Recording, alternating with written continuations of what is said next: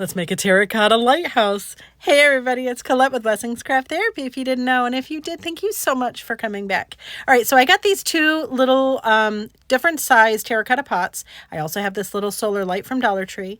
Now the hole on the pot, I used a file and I widened it so that it would be big enough to fit our solar light. Yep, I did. It works as long as it's not a super thick terracotta pot. Okay.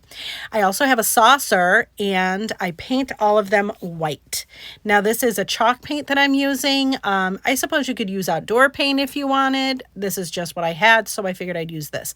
I only painted the top portion. I left that ridge around the bottom, or I guess the top. I left that because we're going to paint that red, but we go all around each of those.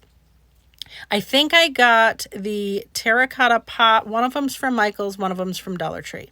And here we are painting that rim. I wanted it to be red. You could, man, this would be super cool if you did it like teal.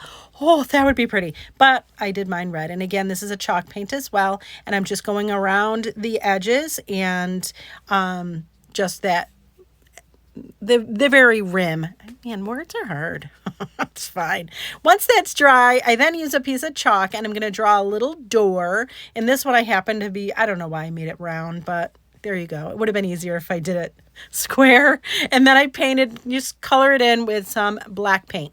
Now I have a square pouncer thing, and I'm using that to make little square windows all the way around. You could do it any other way, I'm sure that would be easier, but I'm just again using a black paint and I'm loading up the foam. What are these things called? It's a foam dauber. That's what it is. Thank you for being patient with me. A dauber. And I just go all the way around. I am not being super picky about it. I'm doing it pretty haphazardly, and I don't care if there are brush strokes. I don't care if it's perfect. Like, I'm doing this so that it looks a little bit rustic, and I'm okay with it. Once everything was dry, I then sanded it a little bit just because I wanted it to look a little bit weathered, and so that's what we're doing here. Ta-da. Then we're going to put it together. Now, the reason, if you're curious why I'm doing it this way, I can't use E6000. Using super, great glues, I can't.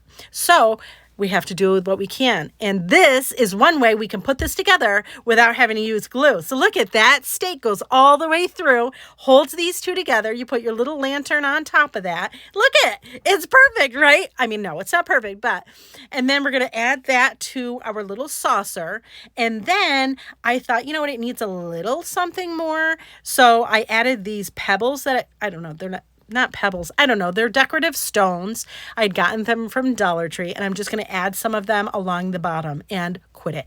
Look how cute this is. And ready? This is what it looks like at night. Ah, I love it. I think it's adorable. And I'm not even into nautical stuff. Anyways, friends, thank you so much for watching, and I hope this inspires you.